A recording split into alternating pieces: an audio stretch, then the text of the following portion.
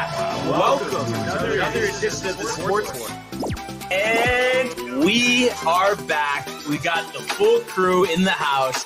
That is what it's all about. The Yankees, out of any team in the league, are the best equipped to handle a blow like this. I think there is a higher power at play here. He's due law of averages. That dude is the ultimate scrub. It's trash. Yeah. Every person you have in there is fucking trash. Next game, you're going to see a big performance. You can see it in the end of the game, and I'm just totally stoked and excited for this.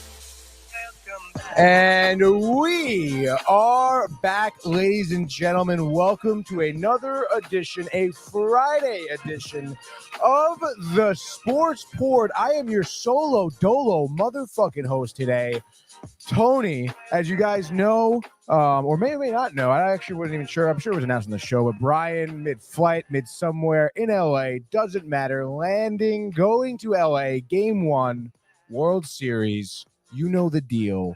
He'll be on the phone soon. I don't know when. FaceTime, call, whatever, dude. We have Michael coming in later on when he feels like it. And, of course, we have a great Friday episode for you guys.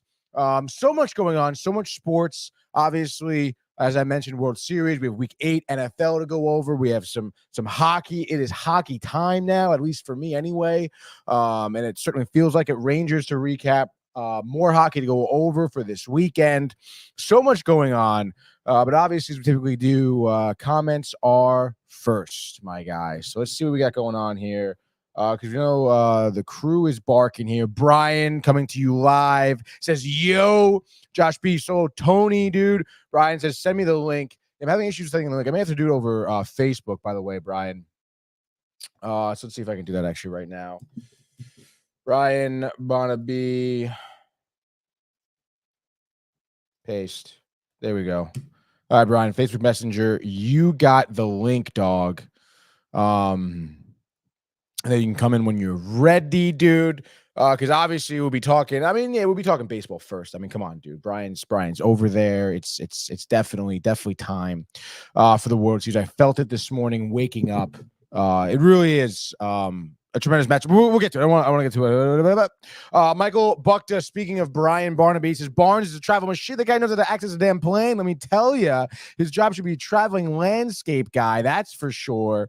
He goes, I will never go all the way to Southern California for only 2 nights. That's all for short trip, dude. Who knows? Maybe Brian feeling himself stays a little bit longer. I don't know, dude. This guy, wow, Buckta keeping track of Barnes' vacations. This guy went to Cabo and California 3 times this year, dude. Well, you know, Brian likes his vacations, dude. Josh B says, morning fan, Barnes and LA for Game 1 is absolutely amazing. I know. It's fucking, like, honestly, I can't even believe it, dude. Going to Dodger Stadium, just ridiculous. Really is. And then Michael Buck says, maybe I should replace Barnes permanently, dude. Wow. Michael Buck to throw out not even just for now, it's the permanently. And I mean, the man's here right now, so let's bring him in here. Brian Barnaby, how do you feel about Michael Buck's last comment right there, dude? Yeah, I mean, just settle down, buddy. Again, like, are you the producer today, Michael? Come on. Oh, my God. So funny. Barnes, dude, how are we doing right now? Let's just say we're living life. Let's just do a little tour here. So we're poolside, the JW Marriott. You got the skyline in sight. Room is right next to the crypto.com. So we saw everybody actually leaving the Kings game last night, and we got screwed because we got in just too late where we where we couldn't go to either the Rams or the Kings game, but everybody was coming out of that when we checked in. That's sick, dude. Oh my God, Kings, dude. Big win last night, if I recall correctly. Yeah, I think it was like a 3-1 win. Everybody was pumped up, and then it was an awesome feeling. It was honestly surreal. I have to say, yesterday at the airport, as we all know, it's been 15 years since the Yankees have been in the World Series, but just like the buzz, all the people working, whether it was in the airport or on the plane, they're talking like, oh, you guys like live here, but you're going out for the game? Wow, that's ballsy. Like, let's go. We're going to fucking beat them, though. They were like fired up. Oh, that's sick, dude. I love to hear it, dude. So how was your flight? Dude, so I have to say, I think because it was a long day, I got up at like 5 a.m. But leading up to that, I would say everything was good. Newark, I have to say, have you done Newark much yourself, Tony, or no? Oh yeah, I hammer Newark all the time.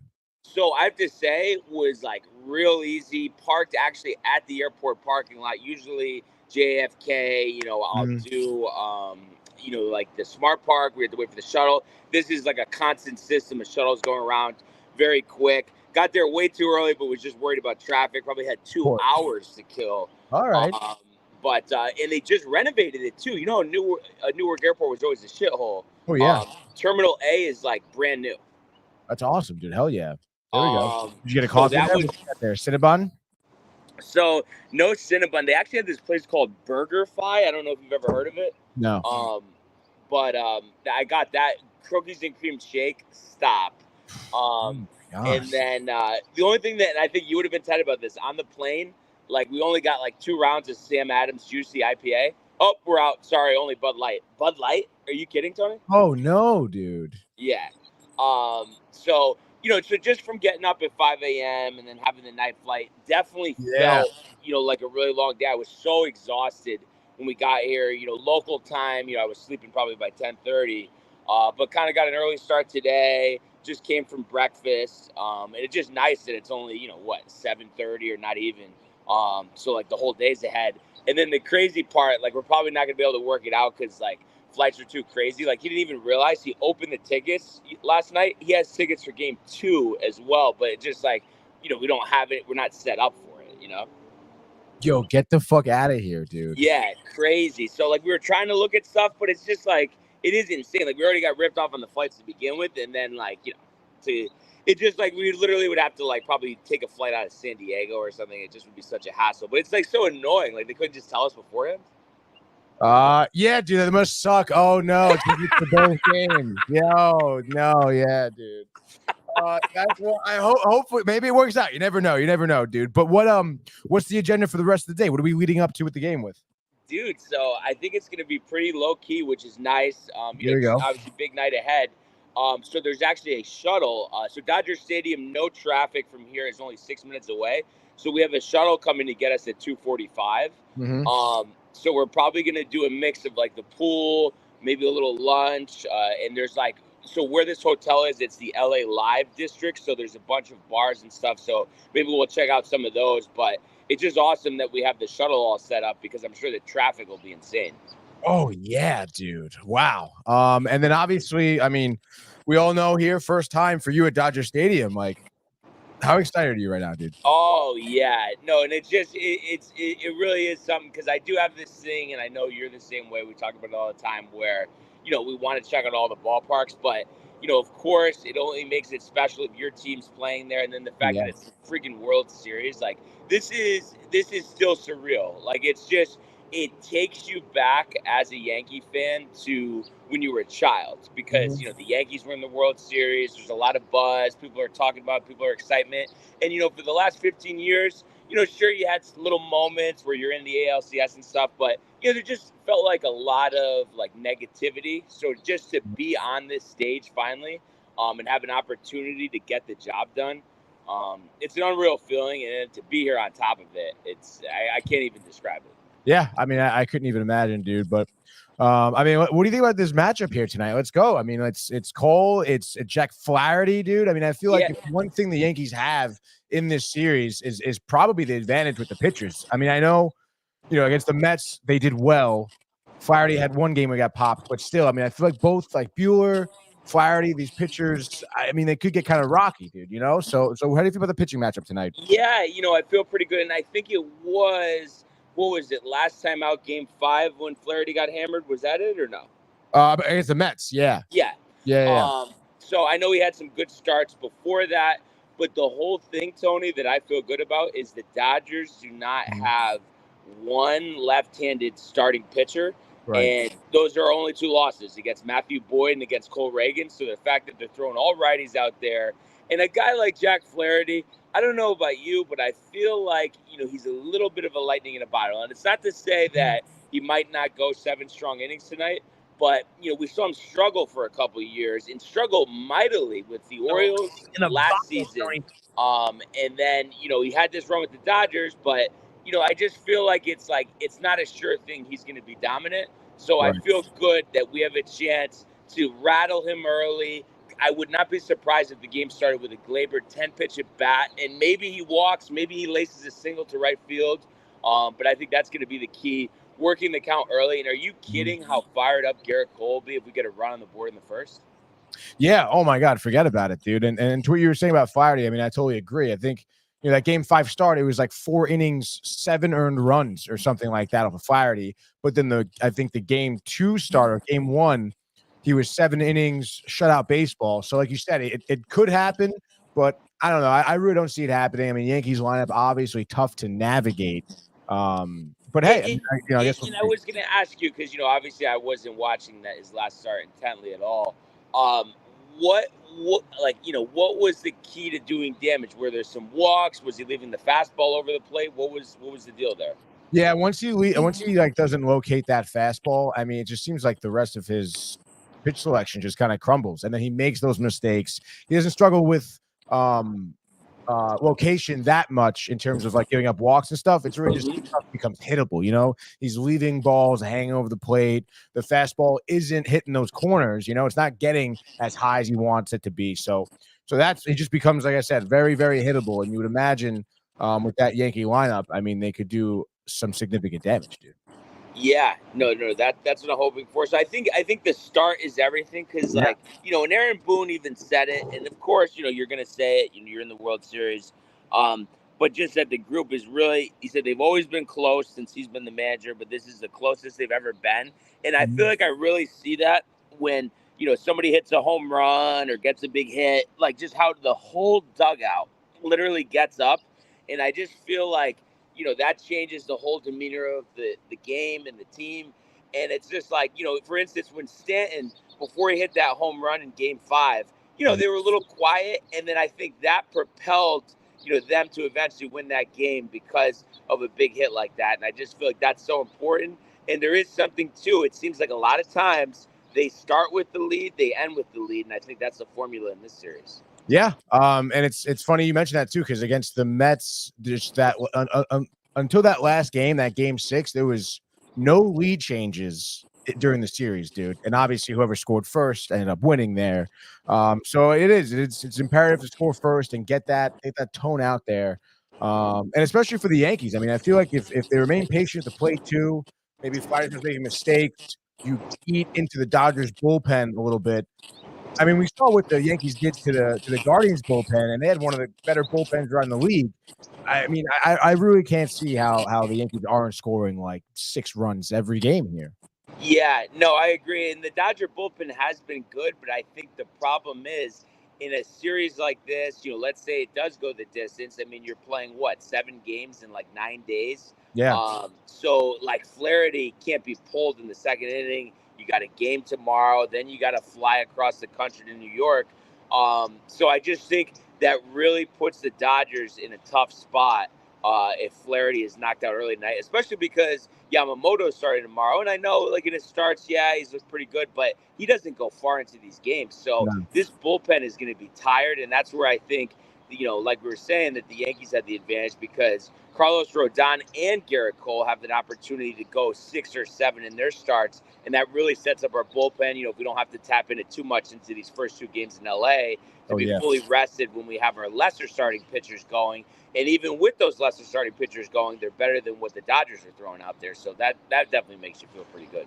Yeah, certainly, dude. And you were kind of what should we call it? Speaking about kind of, I guess, the scenario of the Dodgers and what they're having in terms of their travel. But I mean, at the end of the day here, I mean, obviously they have as much firepower as the Yankees. You could argue Ohtani is batting like, I think, almost 700 with runners in scoring position this postseason, which is ridiculous. And isn't it, though, like his actual average isn't even 300? Like it's all of his hits are with runners in scoring position? Yeah. I mean, literally, if anyone is on, like, he gets a hit. It really is crazy. So, like, if you're Aaron Boone and it's like, again, you want to go into the stats of like a starting pitcher, third round around the lineup here. We know Boone loves to see that stat and, obviously go to his bullpen at that point. But I mean, I don't know, dude, if if Rodon is getting into some trouble, maybe like fourth inning, couple runners on, Ohtani's up. Do you see him maybe getting a little too slap happy with just like getting the bullpen right away? Well, I think that scenario is going to play out more in games 3 and 4 because you have Garrett Cole. Garrett Cole is handled so much differently than any other pitcher on the Yankees. So it's like basically you could even argue even if Luke Weaver was ready early in the game, whatever, they're going to feel the most comfortable with Cole.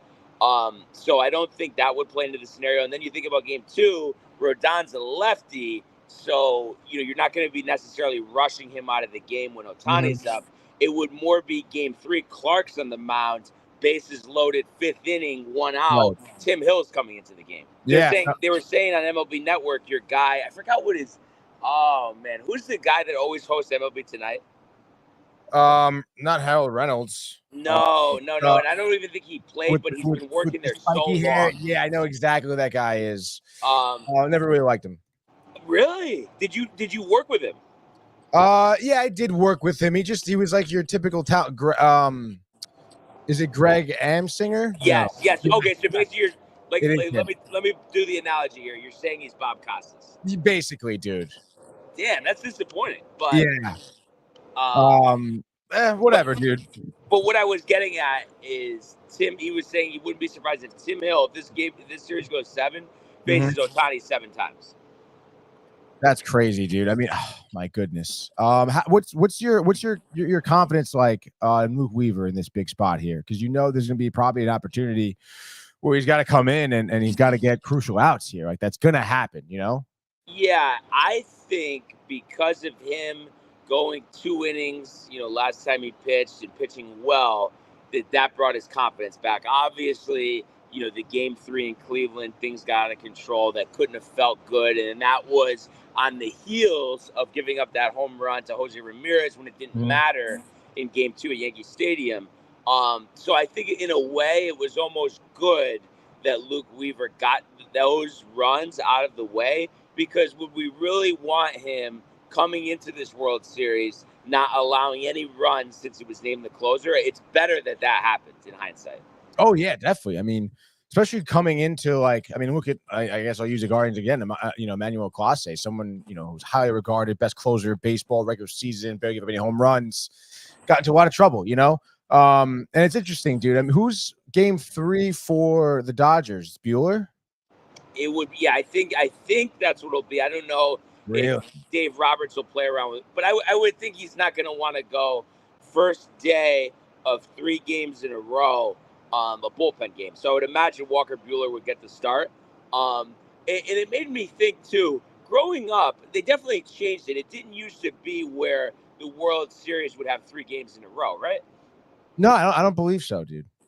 I get that, they want to wrap things up and football season stuff, but do you think that that's something that should be revisited? I mean, I've never been a fan of off days when you're not traveling anywhere, but I just feel like for a World Series, especially even a championship series, 3 games in a row, it seems a little much, no? Yeah, dude. I mean, I honestly, I've really hated the way the postseason schedule has been. With the odd days off, obviously the time changes of the games, and then it's just the format I think is really horrible. It really should be almost like what we were saying the other week, where it's like it really should be 3 days in a row, and it should be like the 2-2 and then 1-1 and 1 in terms of home field, So, I mean, I don't know if they will revisit that. I'm sure they will. I mean, I feel like baseball, especially with playoff format, I mean, I feel like every year it's always a question of what we could do differently. So, yeah. I guess. Sorry, what you said? No, that was basically the end of my thought, Brian. At least with the delay, you could give me a break. It's not like a typical cutoff. Yeah. But what's your call? I was gonna ask. Oh, dude, I was gonna say now, honestly, Bueller, with game 3 though. I mean, he's not. I mean, he said limited innings pitched this entire season. I mean, he's gonna be on a pitch count. Even I think against the Mets, too. I want to say his start was only 5 innings. I think so.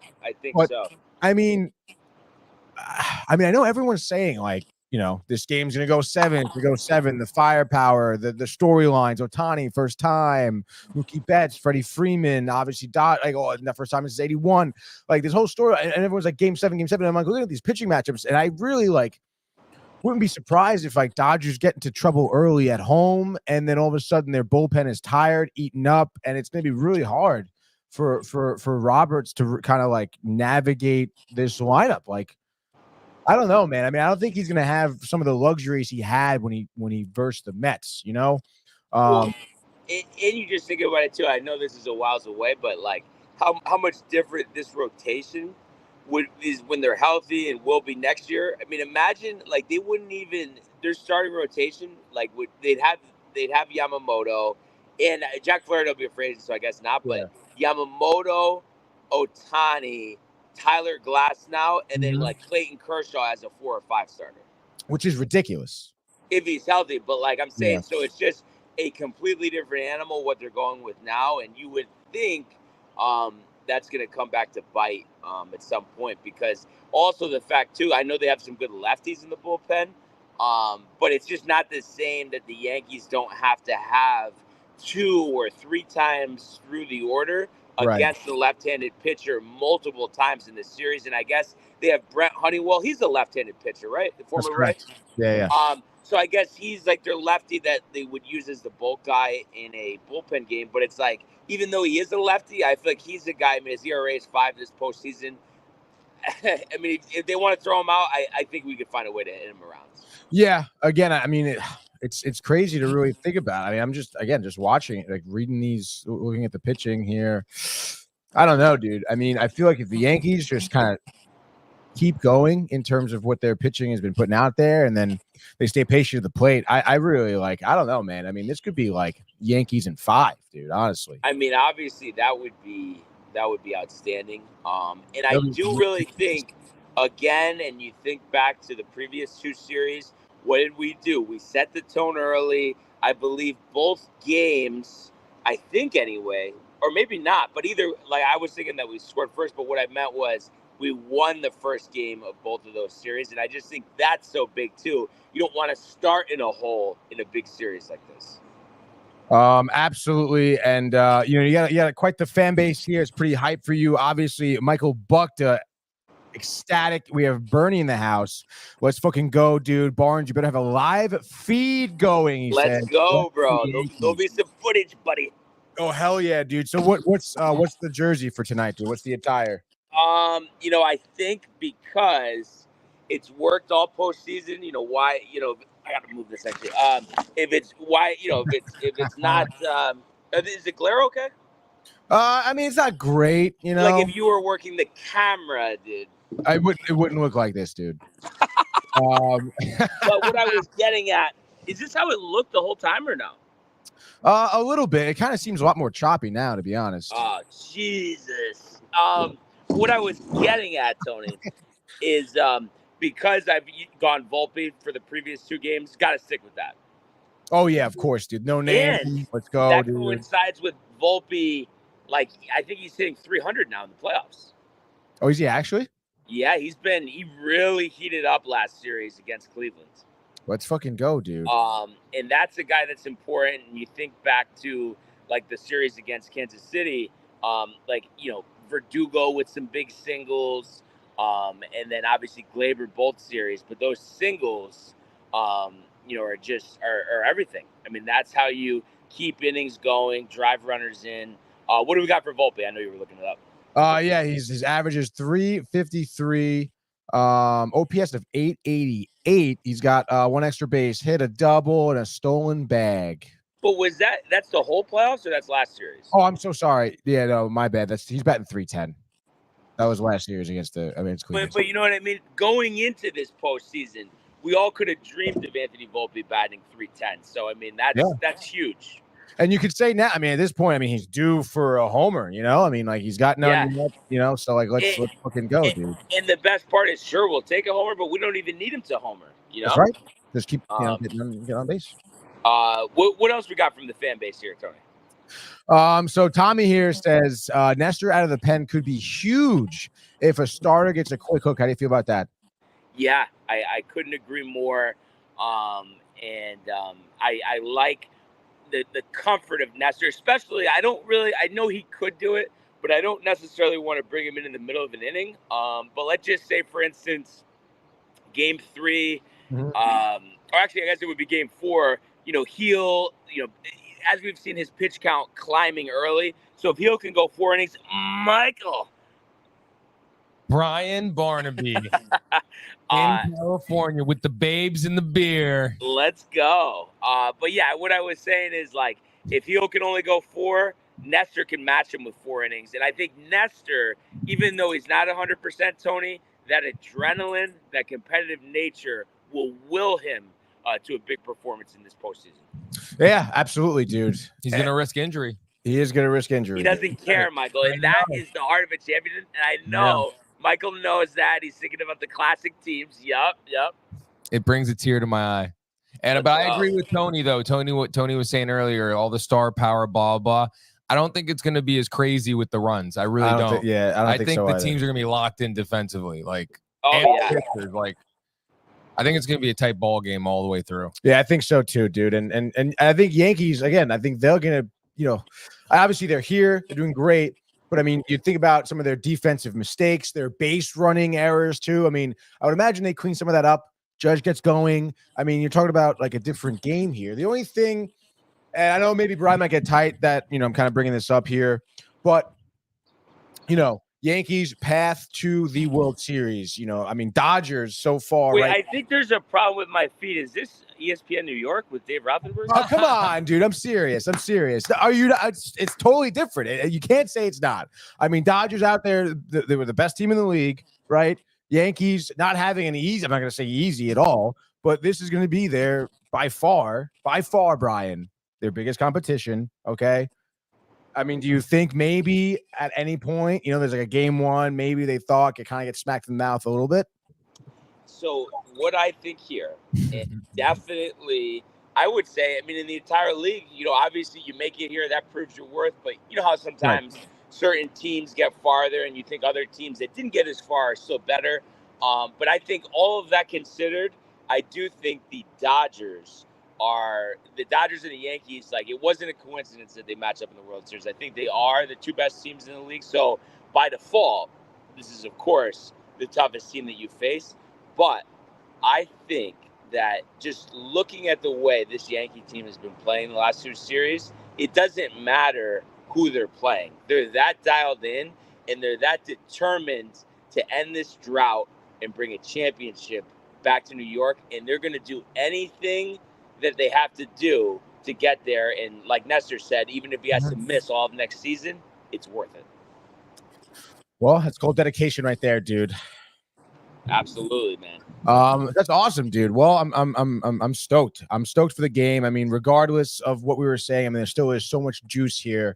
It was kind of sad to hear, though, that Ohtani definitely not pitching in the World Series here, because I feel like there were murmurs even against the Mets that he could, maybe. And then World Series seemed like he could actually potentially maybe come out of the pen. So, you know what? It's funny that you say that.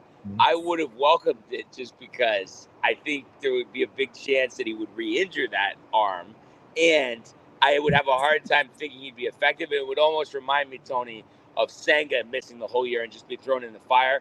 The World Series, the postseason, this isn't the time to just throw guys in the fire. I know. No, I was thinking exactly that as well. That whole, experiment with Senga coming in, couple innings, bringing Peterson. I mean, I think it worked against the Brewers. It didn't work against anyone else, or it worked against the Phillies rather. And it definitely didn't work against the Dodgers. So that sort of thing is such like a, hit or miss sort of thing. And then again, especially with Ohtani, I mean, I really wouldn't risk injury. So I'm glad that, Roberts is, deciding to still give him a DH, Yeah. So that's dope, dude. Well, at this point, I mean, what do you got going on now? Are you sticking around with us for the whole show, or are you? Dude, what is my name, Michael? No. It's. I don't know. I feel like what Tony hasn't been around you. One day. No. And I think what it is that Tony's not realizing, which he probably is realizing. I'm just kind of kidding, but the fact that it's so early here, like by the time this show's over, it's going to be still not even 9 o'clock here. Like, so the world is my oyster. I think let's do this. Let's do our like game one and then series previews for this, and then we'll move on to football. And let's start with. I'll go last. I want to hear the two of you, your insights on game one tonight, and then the series overall. Okay, fine. I'll take this one first, Michael, if you don't mind here. And I guess let's get a little bit of music. Yeah, get the music going. Oh, by the way, I'm so tight. Corey passed Carl Ravitch in the hotel earlier. I just missed him. Oh, because he's calling the game for ESPN Radio. Did he like nod or something? He just said he saw him, so I'm sure he probably. Would you have given him a good morning? Morning, Carl. Morning. All right. Let's stop messing around here. Let's bring in the music. We got a big game, huge game, game one. You know the deal. And honestly, I'm going to wait that right now. I think Jack Flaherty does get popped, like we were talking about. I mean, I just feel like his level of play across his career in this postseason alone has been inconsistent, just like how Yankees facing their best team, Dodgers facing their best team, obviously. I think Jack Flaherty have a tough time. Maybe he gets to the first inning unscathed, but I think it's second inning laboring, third inning get popped sort of deal. I would think, Gleyber Torres gets a couple hits here. Aaron Judge, I think third inning gets the scoring started off for the Yankees, Brian. Maybe a 2-run blast, 2-0 early. Cole is humming through. I think he's fine on the line. I'll give him 7 1/3, 1 earned run, 2 earned runs. I'll give him 9 Ks, no walks, dude. And I would say those 2 earned runs are honestly the only ones that the Yankees give up. And I say on top of Judge, maybe a Soto, like 2 RBI double, Volpe RBI single. Yankees win 5-2. Game 1 in LA over, dude. Let's go. Michael. Oh, yeah, baby. First game World Series. I got Brian Barnaby there, so they're going to win it for him. Wow. Cole, 7 innings, 0 runs. My boy, Michael Stanton. Michael Stanton coming out here saying it's not done. Mr. October continues. I'm looking at Tony, Brian. Yeah, you talking to me, dude? Yeah. 1 home run, 3 for 4, 3 RBIs, and Judge adds a homer. 4-0 Yankees. Statement game. Let's go. And definitely echo both of your sentiments here. Cole dialed from the first pitch. I'm going to say 7 innings, 2 runs, 12 strikeouts. And I think the Yankee offense doesn't waste any time. And this gives Garrett Cole the ability to pitch with a little less stress. So I think first inning, it's a Gleyber walk, it's a Soto single, and it's a Judge 3-run homer to right field, the same spot in right field that caused him to miss all those games with the toe injury last year. So a little redemption there for Judge. And that gets him going for a hot World Series. And I think the Yankees knock Flaherty out in the 4th inning and end up winning this game by the score of 7-4. So the Yankees in the over. And just like that, that is your game 1 World Series frenzy. Wow, Brian. Like that short frenzy. How do you feel about the over/under setup, by the way? Is it 7.5? Is it? I haven't checked. I would just guess. I think it just moved, to be honest. I think it was 6.5, like when we started the show. 6.5. Wow.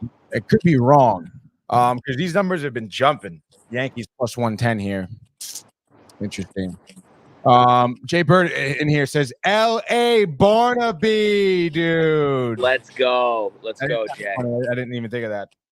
What I was gonna say too, if you boys could give me series prediction and series MVP, dude. Jeez. I think I'm gonna go. Oh wow, dude. I guess Yankees in 6, I suppose. I mean, it's kind of tough, dude. But I'll give the Dodgers 6. Why not? MVP, I think, is going to be Juan Soto. Michael. Wow, love it. Michael, I know what Michael's going to say, but I want to hear it. I hear it from the horse's mouth. Michael Stanton. Gentleman sweep. 5 games. Judge, electric, MVP. Wow, I love that. I am gonna say Yankees in 6, and I think that Stanton will be the MVP. Because I just think, especially LA, you look at his numbers at Dodger Stadium, they're unbelievable, and I just think there's something about him being back in his home state, Judge being back in his home state, Cole being back in his home state. So I think this is going to be a special World Series, and I can't wait for the game to start tonight. The atmosphere, I know, is going to be electric. Jay Bird says that MVP here is Barnes. He also says Yankees in 6 there. So love the feeling right now, fellas. This really is surreal, and it is to think that at one point in this season, this this team basically brought me to tears when they were playing worse than the Chicago White Sox, and that here I am doing the show with you guys in LA for Game 1 of the World Series. Are you kidding me? It really is kind of crazy. I mean, what a total 180 there. But Tony, how do we fix it though? Like, what do you think we do? Like, why do you think they're not hitting, dude? I don't know, man. Maybe they should give DJ LeMahieu some more looks. I don't know, dude. But it's just, and I've mentioned this before, but I do have to give Michael credit because he said, like, when they were going through that stretch, that moment he said would be on the World Series DVD. And that's he what said it. For. Yep, that's what he says, dude. Yeah. So Michael with the insight and always having faith in Stanton, I will always die on that. Yeah, I mean it is crazy too that, like, they talk about this all the time, but like how he could miss the first 2 pitches of the at bat by 10 feet, but then the third one he just absolutely squares up. It's like unbelievable how he does that. I know, he's got a crazy swing. Yeah, big he does. He does. Big dude, big arms, dude. What do you guys think? Especially, like, there was no time constraints, open conversation, World Series, 3 hours, you think, or no? Especially with you there right now, absolutely, dude. I mean, we can go over a lot of different things. How about what are you going to eat at the ballpark, dude? Does Dodger Stadium have anything special for their food? I think they have Dodger dogs, but I don't know, dude. I don't like a dirty water dog. I know you love it though, right? Or no? You love it, dude. But you're not going to get anything. What are you going to get? Sausage and peppers? Do they even have that there? Yeah, probably. You know what was sick? I didn't even finish all, and it was like, because we ate like a decent amount with just snacks on the plane and stuff. But across the street, they have food carts. They have a hibachi food cart. Absolute fire. No kidding, dude. Yeah. Filet and shrimp? What'd you say? Steak and shrimp? Literally steak and shrimp, yeah. Don't get the chicken brine whatever you do. What'd you say? Don't get the chicken brine whatever you do. But yeah, I haven't really thought about the pregame meal. But yeah, I would say, because I feel like I've gotten turned off at ballparks with the chicken tenders, so that's probably not an option. Yeah, I don't want the dirty water dog. So yeah, I feel like it's gonna be like maybe a steak and cheese, sausage and peppers, something like that. Well, that'll be nice, dude. And I'm sure you'll be keeping us updated via, your social media, dude, with what you're doing. The Barnes takeover. Very excited for you, Brian, dude. Oh yeah, no, can't wait to share it with you guys, and let's fucking go. This is awesome. But it is as tough as it is for me to say, Tony, to pull me away from this conversation. Let's go to the world of the National Football League.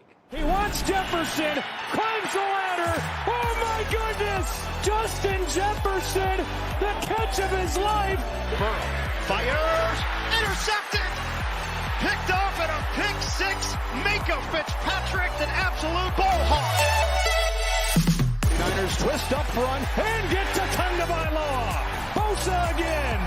Mahomes escaping, on the move, stops, spins, flips it forward for the touchdown. Stop it. Aaron Jones. Oh, what a tackle. Quincy Williams with a pile driver.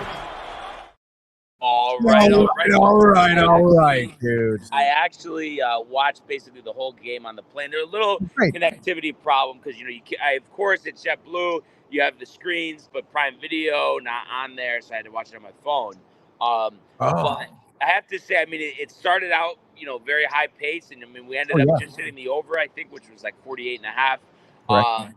Rams win here 30-20, and going into the week, I really didn't know that both Nacua and Kupp would be back for this game. Earlier in the week, I took the Vikings -2, not realizing that. And I was saying to Zach yesterday, Tony, that with Kupp and Nacua and Matthew Stafford, I know they had looked so bad the past 3-4 weeks. They're a playoff team, and they could actually go on a run. Like, I know their defense isn't good, but that combination is pretty hard to stop. Yeah, kind of crazy, dude. I mean, having them both back here, obviously Nacua, I guess his sophomore season, right? Yeah. And Kupp being more of that veteran presence, terrific route runner. And I mean, first game back, they're the top 2 receivers for the Rams in terms of yards here, So Nacua also obviously great route runner. I mean, open downfield. I know he didn't have any touchdowns or anything, but he had, several plays that ended up in touchdown passes. Obviously, a couple by Demarcus Robinson and then the one by Kupp as well. I mean, yeah, dude, I think with that receiving core back in there, the way Stafford has that, that gritty, never give up attitude. And then, of course, McVay, I mean, you hear him in the post game, McVay sounds like a guy you want to hang out and get a beer with. On top of it, him being very, I guess, someone who can really amp up the team is what I'm looking for. Motivational is what I'm looking for. So, yeah, dude, I think the Rams are going to be looking pretty good. And I think I saw someone was talking about yesterday, ESPN Radio, that they were, I think, 2-5, 3-6 last season at one point. Oh, the Rams. Yeah, I think they were 3-6. Yeah, 3-6, went 7-1 run. Making the playoffs. Obviously, we know, what happened at the end of the year, but regardless. And that's why I was saying, and I think McVay kind of confirmed after the game he's not going anywhere. They're talking about trading Kupp. Why the hell would you trade Kupp? Exactly what he was saying. I mean, it is kind of crazy, like because I mean, honestly, he sounded kind of tight. I don't know if you saw him, but he kept saying how it's a shame that there's these rumors out there that are started based off of nothing. And that end up being so big that I'm getting asked about it, like after a game here. Like, he's not going anywhere. We didn't entertain that at all. And I fully expect him to be on this team for as long as I'm coaching this team. Right. It's crazy. It really is. Exactly. And I think you're just at a point, too, where, I mean, I think Matthew Stafford probably has 3 or 4 good years left, and you could go on a run with him. So, yeah, maybe you could trade him for a first and like a third or something. Right. But instead of do that, why not try to go on one more run? I mean, and I know it was his first year, and that was at this point, 4 years ago, whatever it was. But it's just like, I feel like that run came out of nowhere. Another run can come out of nowhere. And as long as that defense is fixed, I think they can rely on the offense. And I haven't even mentioned his name, but Kyren Williams is one of the best running backs in the league as well. Yeah, that's right, dude. He had a touchdown last night, no? Yeah, he did. Yeah, dude. And honestly, the game for me was pretty. I know a lot of people were kind of knocking Darnold after this game. I feel like, just because I feel like late third quarter, fourth quarter, they were kind of settling for field goals. But I still think he played a good game. Obviously only 240 through the air, 2 touchdowns, but was clean. I mean, I think got a lot of pressure in his face constantly. Obviously ended the game with the safety that kind of, obviously should have been. I don't know if you saw. I know you probably did see, but the face mask. Probably in the back, face mask. Yeah. Yeah. What do you got there? You eating something? So, it was nice. We had a. I'm trying to think of what it's even called, but you know how like Marriott's have a certain area where if you have like a certain Marriott level, like you can eat breakfast there or something. A continental breakfast sort of deal. But like a good breakfast, not like so they had omelets made to order, pastries. Oh my God, what? Yeah, no, you would have went nuts. And I wanted to ask you guys about this because I'm curious what you think. Maybe you disagree because I know you guys are very loyal to Donut Inn. Okay, he said. And I think it is something just with aesthetics. You guys, I'm joking. But is there not something too when you're like at an event or like a hotel and they have the coffee in those like silver things? For some reason, to me, it always tastes like really, really good, no matter what it is. And it could be Folgers, but for some reason, it tastes so good. Yeah, I don't know if I've ever experienced that one, Brian. You never. I'm sure, like they probably had them at. They didn't have that at like Comic-Con or something, because I feel like at Mohegan is a place where they always have those like coffee things. I mean, I guess we didn't really go to the casino floor. I guess. We did. No, that's not casino floor. That's convention center. Barnes knows his casino. Well, I didn't. I don't know. Don't F I didn't see a fucking coffee. Okay, but the point I'm trying to make, fellas, you're telling me you've never had coffee out of like the silver, whatever, colanders, whatever. At the hotel? No. Honestly, I've never at the hotel. He's bougie, Barnes. I don't know. I mean, maybe Tony's continental bougie. I mean, it's okay, I guess. I mean, I don't know. I've had it at when they do the breakfast in the morning, maybe after a wedding, and they have those things. Tony, the funny thing, Michael, is Tony has probably had it from there like 100 times, but he's just doing his thing where it's like a little difficult.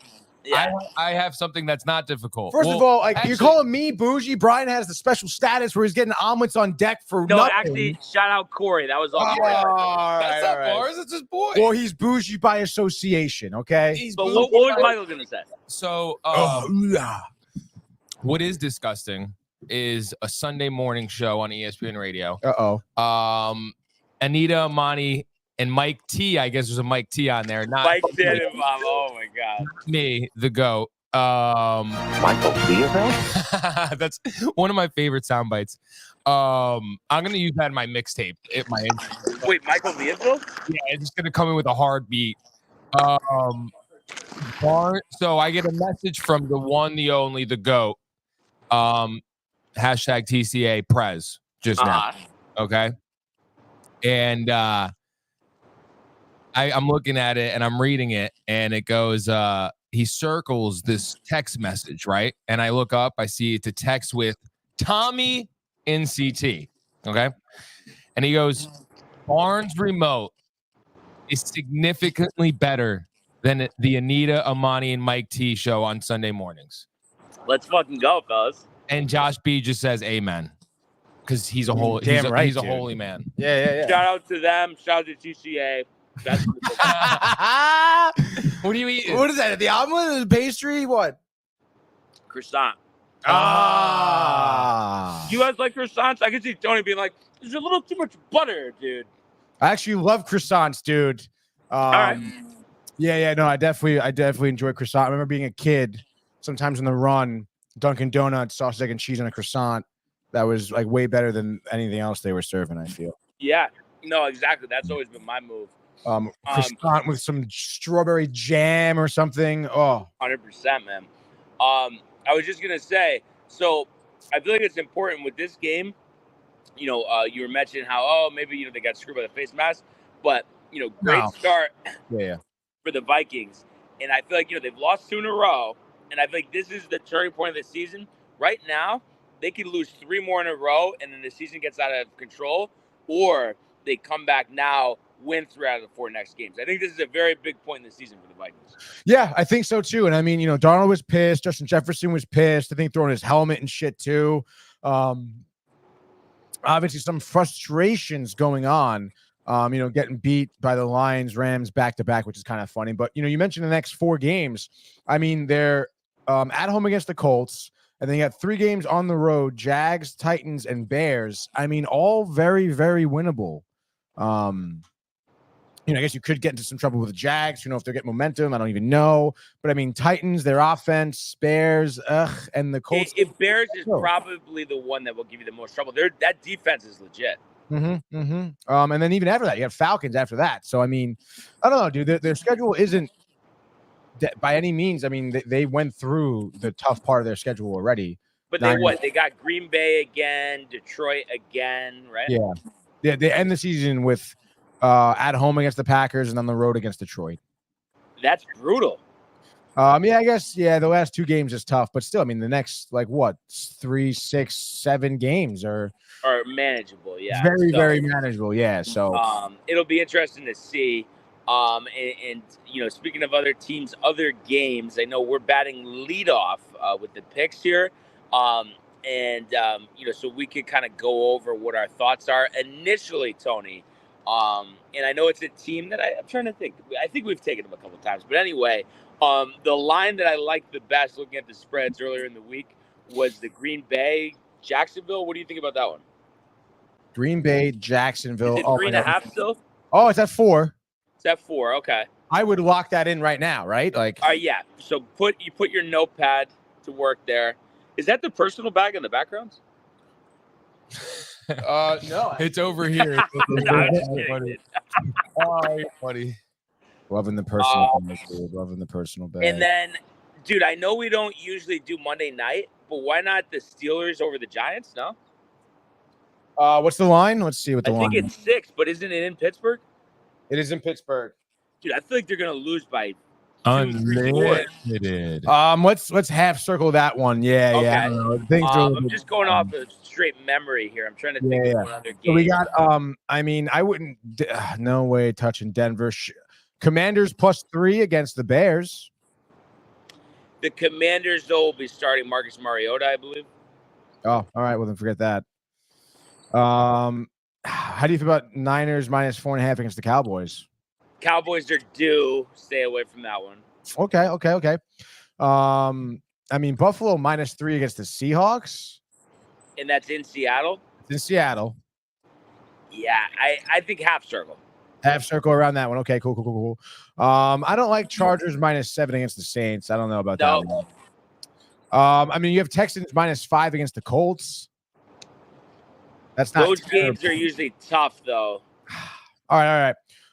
Bucks bounce back. Bucks are actually underdogs here. They'll be +2.5, which I guess doesn't really mean much. No Mike Evans, though. Oh, it's right. The injury. They don't have Godwin, so I don't know about that. Do you want to take the Jets? The Jets, -7 against Pats. I'd be game. Michael's here. If there was a week ever to take him, I guess it would be here with Michael. Do we just go? I mean, what are we going to be made look foolish here? I mean, how many wins in a row? Are we 6? Are we 6 for our last 6? No, are we? I mean, I know we went 3-0 last week. Oh, and then we both went 3-0. Oh no, I think you're right. We both went 3-0 the last week too. Yeah. So. All right. So what does that mean? Well, it means. I mean, can we put the full circle around the Steelers? The Giants suck. All right, fine, dude. Steelers -6. So Steelers -6, Pack -4, and anything else that's in the conversation before we go to the level of the Jets. Cardinals +4 against the Dolphins. Tua's back. Yeah, I mean, but you know. No, I would rather take the Jets in that game. Okay. I mean, Eagles-Bengals, Cincy -3. Eagles could be kind of tough, dude. Like in terms of like, are they going to show up? You know what? I think we just go with the Jets, and if they lose, like fuck them. Like we're not even going to pay attention to them the rest of the season. Fact. I'm with you. Is it still 7.5? Yep, 7.5. No, but 7. It's like Michael, if you have a fucking pulse, beat them by 3 scores. If they don't, we're finding Aaron Rodgers and bashing him with this helmet. I'll drop him. No, but also, did you guys see their coach completely called them out, and then Belichick called him out? The Giants? Or the Patriots? No, but I saw Belichick call out the Giants' whole organization. Yeah, I saw that too. There's like a move apparently where Belichick might be the Giants head coach, and that would be kind of scary. Yeah, I've been on that for a couple of years. I think that's gonna happen. I would hate that, Barnes, because honestly, you know, it's gonna be good. You know, but not necessarily, especially Michael. If they let him be the general manager, he might not that might not work. But see, that's the thing. He messed up a little bit at the end with the little bit. Come on, he had freaking 15 years of drafting great players. No, but see, that's the thing. No. Listen, obviously results were yielded, but it wasn't the draft. It was especially early in the draft. It was all undrafted, late free agents. The point I'm making is, though, you have all those resources available to you, and you just whiff on all of them. Their first and second round picks were awful. Touche. Maybe he's a good late round picker. But you know, but you know what it is too. I feel like that was all the result. And again, Michael, I know you know this, is him trying to outsmart everybody and not just think logically. And his thought process when Brady left, it doesn't matter. Cam Newton's on the back 9 of his career, but he'll win us games. Or Jarrett Stidham, they could win us games. Yeah, but we don't need Tom. I think a whole new team will be a different, I don't know, juju. I don't want that to happen. It would suck for Jets Nation. Yeah, especially because he keeps calling us out. I mean, it sucks, dude. We can't say anything. I feel like a Mets fan. Yeah, I guess it's just like, you know what I mean, though. They've exciting to go with. Like, we have nothing. Yeah. Well, I think you know it too. The Jets having any success is not going to come off the regime that we have right now. It's unfortunate, but we need to tear it down, and for once, it needs to be done the right way. That's what it is. That's the reality. I know Tony doesn't want to hear it, but Gary V. I'm telling you, like he's a bum, dude. He's not. No, he's not, dude. He's gonna go to a yard sale.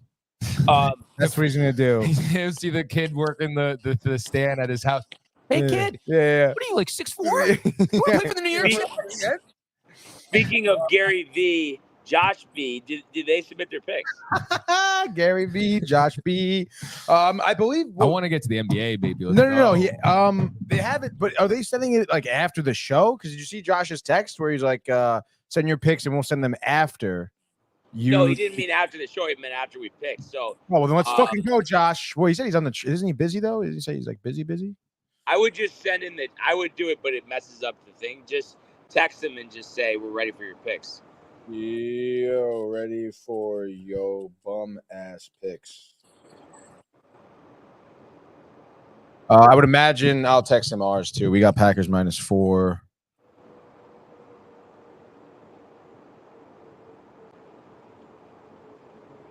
I don't know if they're around, dude. I don't know. Packers -4. Steelers, I'm a little worried about. Not gonna lie.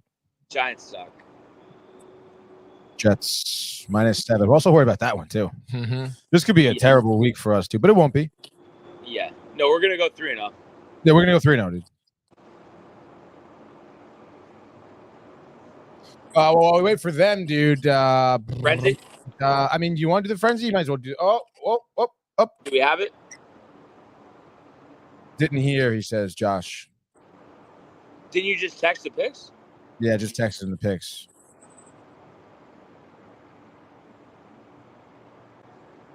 How's the weather there today? Sunny day? Oh yeah, definitely sunny, nice and chilly too, dude, which is great. Beautiful morning. Not gonna lie. Yeah, it's getting nicer. I think it's gonna be before the game at some point. It's gonna be like 80 degrees. I heard it's gonna rain all night. Rain all night where? No. I was just being silly. I feel like it rains like 3 nights a year here. Literally. Yeah, but everything else sucks ass there. Well, there's some give and take. Gavin Newsom. No, I mean, I say it all the time. It's great for vacation, terrible for living. Oh yeah, exactly. That's that could be the state's motto. Yeah. That's my for me. But I'm guessing Josh will text those picks in, Tony. So you think we just go frenzy? Yeah, he said, well, you had 2 of our picks, which is interesting. So give him a second, he said. So he's scrambling, he's worried, he's nervous, he's sweating. Oh man, dude. So I guess you want to do the full on frenzy? Yeah, let's do it. All right. Let's fucking get going while we're waiting for the old people. Are you fucking ready, boys? I can't believe it. It's week 8, Brian. First time, long time, Brian, remote on the frenzy. Where are we? Here we are, NFL week 8. Is that Corey? Let's fucking go, dude. I got tickets for every game. We're starting. Let's go. No London game this week. Thank God for that, by the way. 1 p.m. Cincinnati. Michael, they're 0-3 at home. 3-4 on the year now, though. They are humming a little bit, dude. The Eagles are coming into Paycor Stadium. They are +3 on the spread. The over-under is 47.5. Bengals coming off back-to-back wins. Giants, Cleveland. Eagles coming off back-to-back wins. Cleveland, Giants. Brian, what do you have here? You know, and it's not just because I'm sure Corey is definitely in favor of the Eagles going down here, being a Giants fan, but I just think Cincinnati, like by the time this season is over, Cincinnati will be way ahead of Philadelphia. Yep. So I think they actually blow them out here. I think Cincinnati's going on a run. Everybody's healthy. I think things have settled down with the locker room chemistry. Burrow, 400 yards, 3 touchdowns. Bengals 31-10 over Philly. 400 yards. 400 in the tundra of Cincinnati. Let's go now. Speaking of Cincinnati, we're going to go to Cleveland, Ohio, as the Browns taking on the Ravens. Nice AFC North matchup for Michael. You're looking at this matchup here. Baltimore, obviously heavily favored. -8.5. Total is 44.5. Browns, we know the deal. Watson, is he going to start? I don't even know, dude, right? He's on the IR right now. It doesn't matter right now. They're coming off of, 6 losses in a row. Jameis Winston starting. Jameis Winston starting. Browns doesn't have a leg to stand on. 0-3 at home currently, Brian. Will they be 0-4 after week 8? It's so annoying. They're due for a win. So, you want to say this is the week they win. The fans have been wanting to see Jameis. But the Ravens, honestly, really might make it to the Super Bowl this year. I've just been so impressed the past 5 weeks. Henry, another 150 on the ground. Lamar, 4 total touchdowns. This is a rout, fellas. I think the Ravens win 42-14. Let's go Ravens, baby. They are looking good for the Super Bowl. You know who else is looking good for the Super Bowl? The Detroit Lions at 5-1. Ford Field. They're going to be hosting a team not looking good for the Super Bowl. The Tennessee Titans, who are 5-1 here. Very interesting spread. Detroit -12.5. Over-under is 44.5, excuse me. I think Detroit could score 44.5 points on their own. Detroit lost their first game of the season. Tampa Bay won 5 in a row. We know where the Titans lie, coming off a pouncing by the Bills. What's the margin of victory here for the Lions, Brian? And I know you said they could score 44.5. I think they score 51. Wow. They give up 10. I think they run literally, I know it sounds ridiculous, but they run for 300 yards. Dan Campbell prides himself in the run game. So I think they absolutely knocked the teeth out of the Titans. So 51-7. Absolutely love that. Gibbs, Montgomery, forces on the ground there. Speaking of forces on the ground here, we got Kyler Murray and the Cards visiting Miami and the Dolphins here. Arizona +4 on the spread. Total is 45.5 here. You mentioned, Tua coming back, getting his start. Kind of crazy. Obviously, Dolphins need it. Tua says he's going to play forever. I'm sure Tyreek will be excited. Maybe his level of play will, uptick, hopefully. But what do you think here? Dolphins, are they going to be good here, or what do you got? Tyreek literally said he shed a tear when he knew that Tua was coming back. The Cardinals are trash. They got up to that good start where you thought maybe they're a surprise team, but Murray, the inconsistencies continue. I like James Conner. I feel like they're not getting Harrison Jr. the ball enough. Yeah. So I think the Dolphins, I think they're due for a big offensive game. I think Tua, 300 yards, 4 touchdowns, 2 apiece to Hill and Waddle. They both go over 100. 28-17, Dolphins over the Cardinals. I love that score right there. Let's keep going now. Still 1 p.m. We're going over to CBS. We're going to Gillette Stadium, dude. The Jets are flying into New England. They are -7 on the spread. Over-under is 40.5. Obviously, we know where the New England Patriots are. 1-6, 0-3 at home. Trash organization. Jets opportunity to maybe bounce back here, get to 3-5, get something going for Rodgers in the offense here. What do you think here, Brian? You think the Jets are going to jet, or you think Jay's going to be happy Monday morning? 35-7. Otherwise, don't talk to me. 35-7. Otherwise, don't talk to me, Michael. Let's get to the next game now. Still 1 p.m. We have Tampa Bay and the Bucks staying at home, hosting the Atlanta Falcons here. Atlanta is -2.5. The over-under is 45.5. The Bucks also looking to bounce back, just like the Falcons. Bucks coming off that tough loss against the Ravens last week. Do you think maybe Baker here settles the team down, gets another dub under their belt, Brian? Yeah, and listen, the favorites can't cover every game, Tony. Right. And I think Baker, the chips are down. We get it, but he found some rapport with Cade Otton last game, who had 800. So Atlanta, listen, they're a solid team, but I do think the Bucks are better, and especially once they get Mike Evans back. Maybe they trade for Jet wide receiver Mike Williams maybe to help them out. That wouldn't be a bad idea. But I think Baker wills them to this win. I'm going to say 24-21, Bucs with the walk-off field goal. Love that. Huge battle for the NFC South right there. Let's move over now. Let's go to Jacksonville, dude. They're going to be hosting the Packers here. Obviously a DTV pick here. Packers -4 on the spread. Total is 49.5. Packers coming off that great win against Houston, really showcasing the amount of talent they have. Any receiver Jordan Love can throw to. Jags, still trying to, I guess, jumpstart their season here at 2-5. What do you think here? You think the Jags will find some success here at home? I mean, we can't go against one of our picks. Are you kidding, Tony? But I'm going to say 28-14 Packers. That Jacksonville defense sucks. Dude. I wouldn't be surprised if Josh Jacobs ran for $150. So that would be an Ernie prop bet. Jacobs over on the rushing yards. Mark it down. Absolutely love that. If Ernie was watching, I'm sure he'd be yearning for that pick, dude. Ernie is yearning. Let's go now to Texans here in Houston. They are going to be hosting the Colts. Texans, as I just mentioned, coming off that tough loss against Green Bay last week. Colts coming off back-to-back wins, Tennessee and Miami. No doubt, though, facing a little bit of a different force in Houston. Stroud bounced back spot. Indy is +5. Total is 45.5, right? Texans easily cover, no?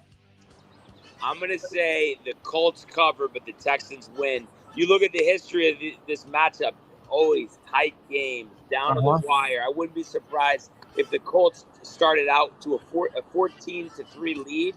But then I think Stroud down the stretch, rallying the troops, Fairbairn, Tony, from 57 for the win, 31-28 Texans.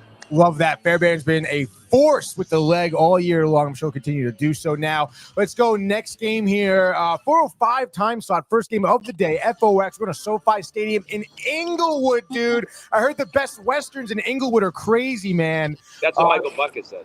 The Chargers taking on the Saints here. LA -7 on the spread. Total is 40.5. Chargers, we know the tough loss coming off against Arizona, 17-15. The Saints have been getting fucking blanked ever since week 2, right? So, what do we got here, Brian? Derek Carr isn't back yet, so you can't take the Saints. And I'm sorry, you said the number was 7? The number is 7. Okay, so I think this is another scenario. Chargers win, but don't cover.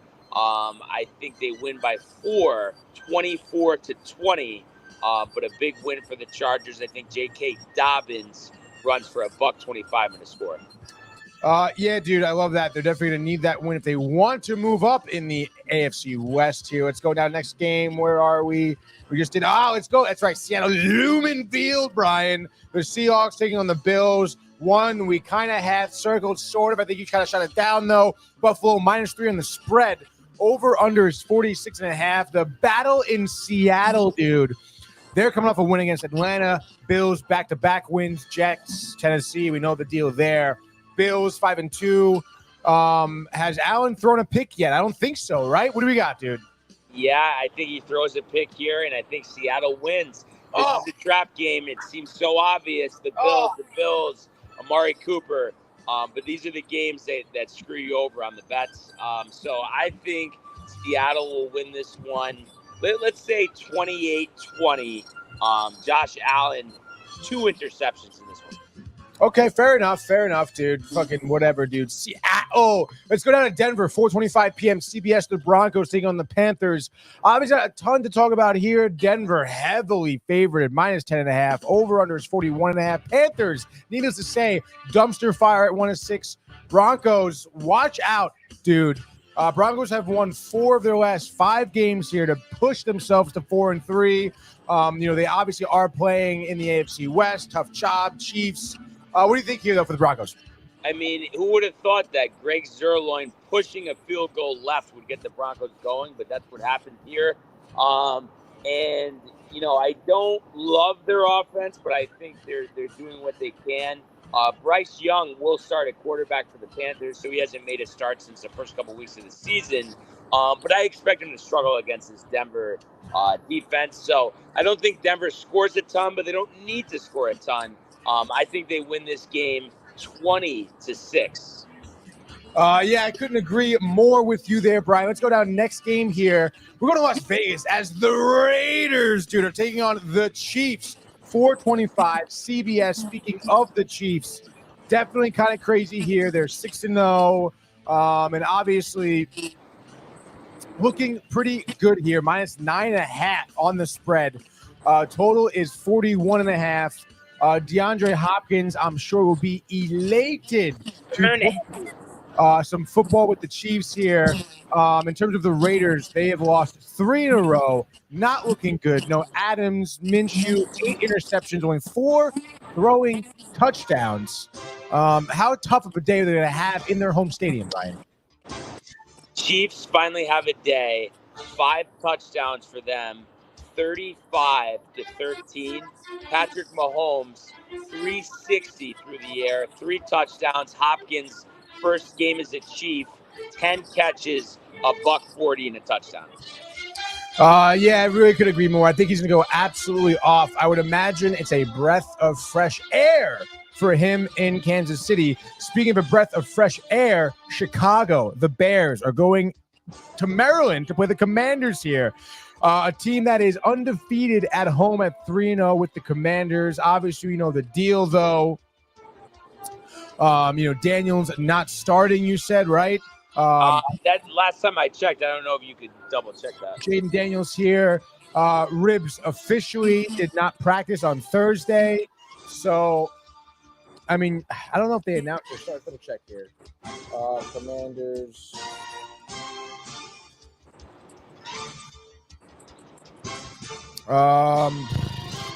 Really fucking. I don't really see anything. Status. This is 3 days ago, week to week. I don't know. Maybe they didn't announce anything. Okay, well, I'm going to assume that he's not going to go. So it changes things if he does. But with that assumption, I think this is Bears 28-21. I think DeAndre Swift against a weak Washington defense here runs for $150 and a score. Caleb doesn't turn it over. And the Bears are off to a great start here. Yeah, I like that. By the way, it does say he will attempt to practice today. But I guess we'll see. Those rib injuries are super tough to deal with. And a young quarterback like that, let's try to take it easy, I suppose. But nonetheless, that's a great call right there for the Bears. Let's now move to our 8:20 p.m. primetime NBC Peacock Collinsworth game here. Santa Clara, California, the Niners taking on the Cowboys. Cowboys 3-3. You would think at this point in the season, not exactly ecstatic about what they've been doing, especially with the way they've been losing games at home. But wait, they're undefeated on the road here, coming in to the Niners' den. Obviously, San Francisco, they're minus 4.5 in the spread. Over/under is 47.5. Some injuries kind of coming back here are the Niners. Still, lost against Kansas City. I mean, do you think the Cowboys are really due here, Brian? Yeah, they are, and I don't feel comfortable making the pick. But let's face the facts. I mean, Kittle's banged up. Debo's coming off pneumonia. I'm not sure if he's going to play. Ayuk's out for the season. The Niners have been a mess. So I think because of that, I think the Cowboys lean on their 2 top stars, and that's CeeDee Lamb and Dak Prescott. And I think that connection works for, I'm going to say, CeeDee 150, 2 touchdowns, maybe 10 catches. And I think the Cowboys win in a shootout in Santa Clara. I'm going to say 35-31. And just like that, Brian. That is your NFL Week 8 frenzy. What a frenzy it was, Tony. Oh, yeah, dude, as it always is. And we hear the cool breezes of LA in the background. Tremendous job there, dude. And speaking of a tremendous job, we do have the picks in from the TCA. Finally, after all their scrambling, not knowing what to do and crying and whatever, they do bring in their picks here. So let's see. They are taking the Chiefs. So they got Chiefs minus 4.5. Let me write that down, actually. Chiefs minus 4.5. Boy, I don't know why I didn't realize that spread was that low. Did you even read that one? Maybe you didn't. I don't think so. That's a good one. I feel like we did. It doesn't really matter, I guess. But yeah, we're gonna go 3-0 anyway. It doesn't really matter. Then they took the Ravens in that big spread, dude, against the Browns. Ravens minus 8.5. Good pick.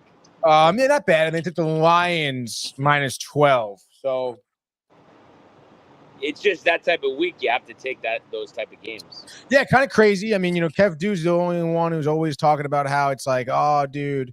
Oh, I'm sorry, dude. The Chiefs aren't minus 4.5. Did I say that? Yeah. They're minus 9.5. Okay, that makes more sense. But I still think they cover. But historically, they don't cover big numbers. But I know, and I mean, I guess last week they did cover against the Niners, but I don't know, dude. I mean, it could go either way, I suppose. How about Kev Dude picking against his own team here? Probably a Josh B call, to be honest. But I mean, they're picking all heavy favorites this weekend. Brian, you think this is like an outcry, for help?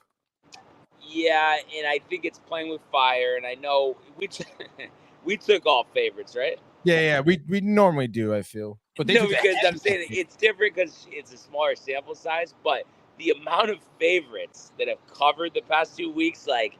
We're due for 6 or 7 dogs to hit this week. Honestly, which is a little troublesome, to be honest. Well, and it's because of these big spreads. That's what happens, and so that'll be interesting to see, though, for sure. Absolutely, dude. And then I'm going to ask you this. I mean, as we typically do, week 8 here. What's your game to watch? What's your game of the night? Your game of the day? Game of the day, yeah, that is that's really a tough one, but. I know. I guess Jets Patriots. I guess the Cowboys Niners, because it feels like both teams' this seasons are on the line. I mean, we forget the Niners are 3-4. Yeah, no, it is kind of crazy. I mean, they're tough start, the injuries. We've come a long way from seeing them, destroy the Jets on week 1. So it is very interesting. I would say it's a good matchup. I think I would go honestly, maybe Cincy. Bengals, Eagles. And do you agree with me on Cincy there, though? I just feel like they're trending in the right direction, and I just can't trust Philadelphia. Yeah, no, I totally agree too. I mean, I have Hurts in fantasy. He hasn't been anything phenomenal this year at all. And the Bengals, I mean, are like you said, they're trending in the right direction. They're due for a win at home as well. And I don't know. I mean, I think Burrow, regardless of their record at 3-4. I mean, he's boasting some great numbers. 14 touchdowns through the air, only 2 interceptions, almost 1,800 yards so far. That's top of the league, So yeah. Let's fucking go. He's due for that win at home, no doubt, dude. No, absolutely. Yeah. So yeah, I'm excited to see that. And it's like, oh yeah, Saquon went off last week, but it is against the Giants, and that's why I really believe in our pick with the Steelers there. Daniel Jones in prime time in Pittsburgh. Are you kidding me? Yeah, dude. No, I agree. I mean, Steelers. I've been hot in the Steelers, for a while now. I don't know though, but Russ, I don't know. Look pretty good against the Jets, Tony. I mean, the Jets are better than the Giants in theory, are they not? Yes. No, in theory they are. So, I mean, let's go Steelers, dude. Let's go Pittsburgh. The Steelers. And you mentioned fantasy before. What's going on, fellas? You guys struggling a little out of the gate? Listen, it's a long. Wait, you talking to me? Yeah, it's a long season, baby. Yeah, no, it is. No, I'm just messing around. No, you're serious. But the only thing I am serious about, Derek White's gonna have a big year, honestly, just because he was called out by you, Michael. No, he had 33 last night. Did he really, dude? Oh no, he had 19. He was plus 33. Plus 33. That's insane. Are we in the world of basketball? What's going on? No. We were just mentioning real quick, I suppose. Once Brian wants to go there, but we still have to talk hockey. Still, we actually a lot to get to. Yeah, let's take a quick trip to the world of the National Hockey League. Speed, here he comes. McDavid shoots, top shelf, he scores! Captain with the overtime winner. That's a nail break. That's a world-class hit right here. Tomsky stepping, rink Washington made the full split save. Are you kidding me? Turn, side of the net, between the legs, and they score! Filthy! David Pastrnak, the silver trophy to the Golden Knights. You know what I'm surprised that maybe it's just in the app. Like StreamYard on the browser doesn't let you have it like kind of open, but then you can still look at other stuff. Yeah, I don't know. The app for StreamYard like actually really sucks, dude. Oh, really? Okay, so I didn't even check that. So I was gonna maybe try to switch to that, but I feel like now after you said that, there's no point. I mean, you could try it, give it a shot. I was trying to use it on my iPad. It is not very user friendly, Brian. Is it? Wait, am I still there? You're frozen right now. You're getting choppy. You chop it up, dude. Now Barnes is in here again as somebody else. This is Brian. And we have two Brians in here, but that Brian is not. And then this Brian is gone. And now this Brian, I cannot hear this Brian.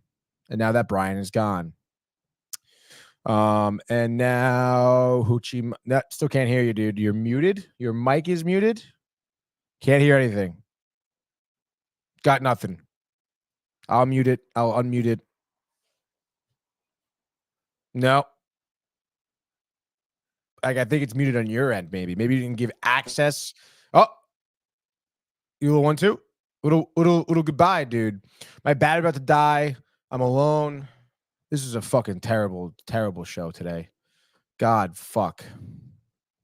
Well, in any case, speaking of terrible, we can talk some Rangers here as Brian's back in from LA. Brian?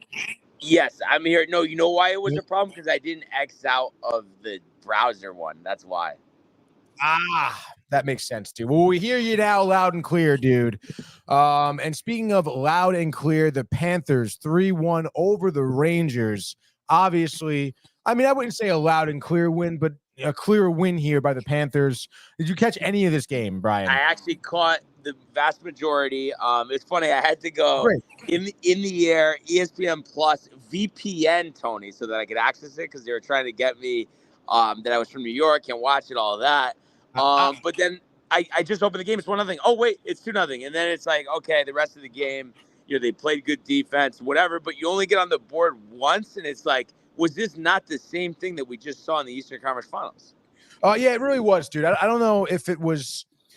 I don't know if it was the Rangers coming off of a hangover against the Canadiens, but clearly not ready for this game. Not ready for a game against the Panthers to start off with, being down 2-0 in the first 3 minutes. And those two goals coming from Lindell, I think was the first one, and then Verhaeghe the second one. Yes, Anton Lindell. I don't know what the defensemen for the Rangers were thinking. I believe it was Miller and Fox both out there on the ice, and they were just on one side. I mean, I understand there was maybe somewhat of a dirty or not a clean play, I suppose. But you still have to stay in your side of the ice. I mean, Lindell is totally open in front of Shesterkin, and it's like, what do you expect? When you have two defenders on the same side of the ice, covering the same guy, the same puck, like stupid defensive breakdown. And then the Verhaeghe goal is the same thing. It was a stupid turnover in your own zone that puts you down 2-0. And Verhaeghe, absolutely sniped the puck. I mean, he's one of the top shooters in the league. It was a great shot. I would not knock Shesterkin for not saving it. But, regardless, I mean, you're still a good team. You matched up well against them throughout the rest of the game, but you can't come out down 2-0 to the Panthers, I mean, that gave them all the momentum. That entire first period was really all them. I know Lafreniere did score the great feed from Fox a couple minutes later to cut the deficit to 1, but you gave the Panthers so much momentum for those first couple minutes.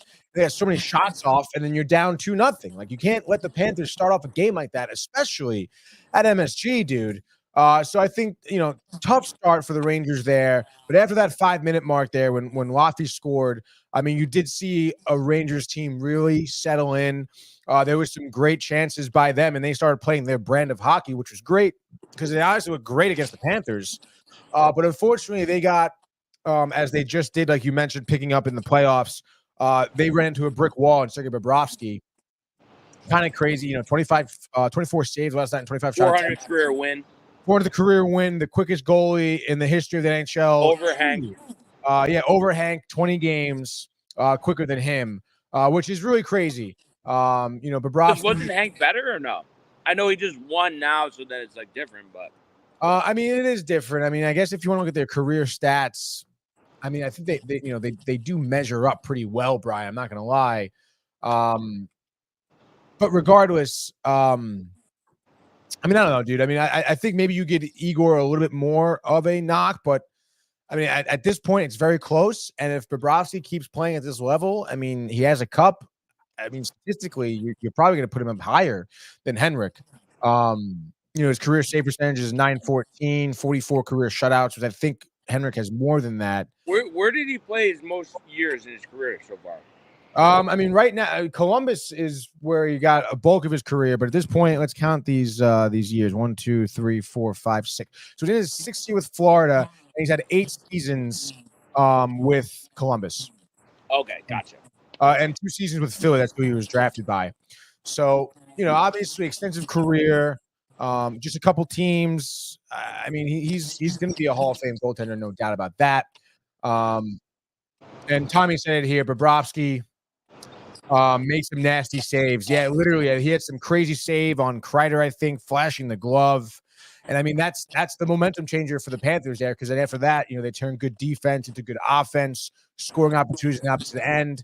And again, Igor settled into his own as well, had some big saves, also flashing his glove, which was what honestly made this game so much fun to watch. I think the matchup was prime. I mean, you want to look at the team statistics too. I mean, 25 shots on goal for the Rangers, 29 for the Panthers, somewhat similar. Hits were around the same. Rangers dominating the faceoff circle. 0 for 4 in the power play, though. You got to find out a way to score again. That's same song and dance and tune as last postseason, dude. You got to find a way to get past Sergei Bobrovsky, and they really weren't able to. So I think at the end of the day, that's what stopped the Rangers from scoring a lot. That's what stopped them from making this one a game. But again, I mean, I watched this game and I was hyped. There was some great action. If you're just a fan of hockey, I mean, there was great hockey. Obviously, if you're a Rangers fan, you're kind of bummed they lost. But still, this was a premier matchup, Brian. You expect these teams to play and battle all year long and in the postseason. And I mean, this was an exciting game for me. Honestly, every shift was hot. There were some hard hits, some big plays, some big saves.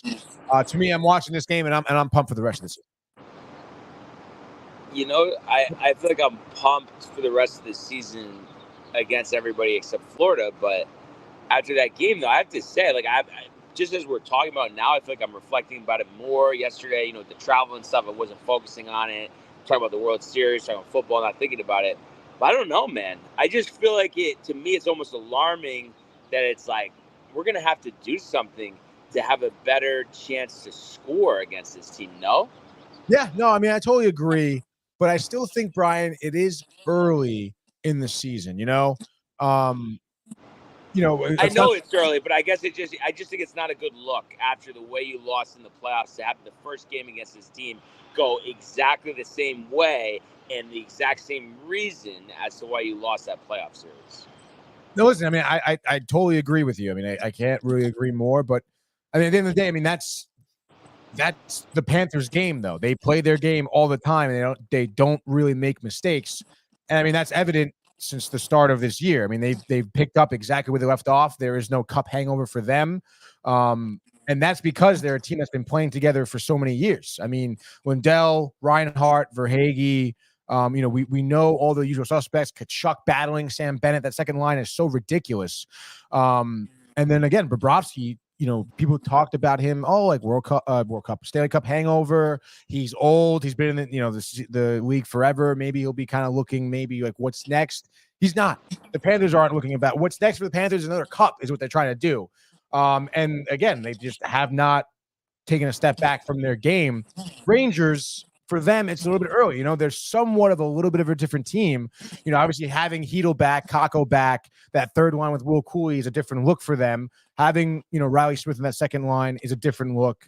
That fourth line is entirely different from what we saw last season too. So, if they start playing better, which they have been, they are a better team than they are last year. I think facing the Panthers throughout the playoffs or throughout the regular season, I should say, we're going to get better. We're going to be better against them.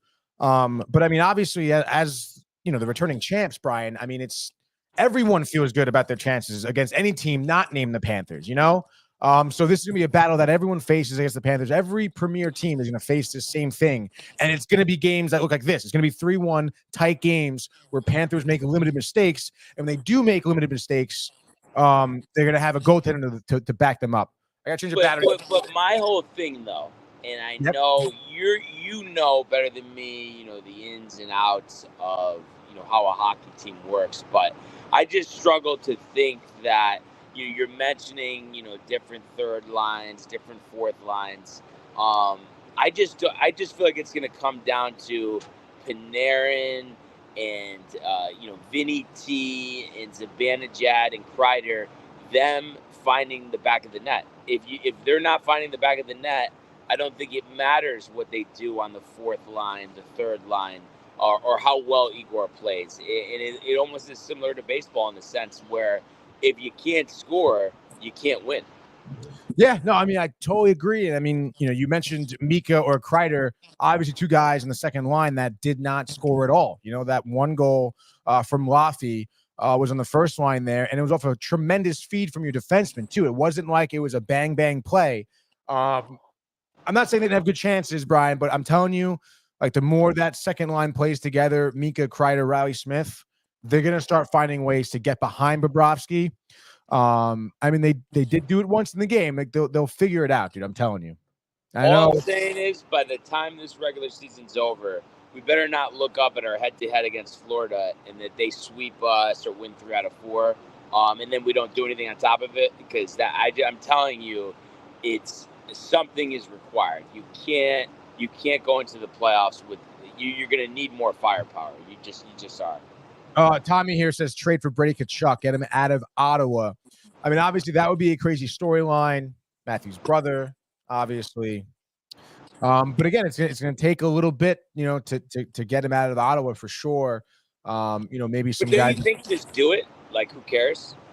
Yeah, no, I think so. I mean, Ottawa, I would imagine, would be looking for prospects, not even necessarily guys that are playing right now. Yeah, I'll be. Wait, say that again. A lot of good prospects. Oh, you good, dude? Oh yeah. I mean, I'm gonna wrap up in a minute, but I was just talking to him for a sec. But I was just saying, like, yeah, I don't think it matters about draft picks, about trading Kakko or trading Laffy. You just do it. But no, I know you wouldn't probably want to give up Laffy for Brady, right? I mean, I would honestly hesitate to get rid of many guys that are starting right now. Obviously, when you bring in Matthew Tkachuk, somebody is going to have to go down or be moved somewhere.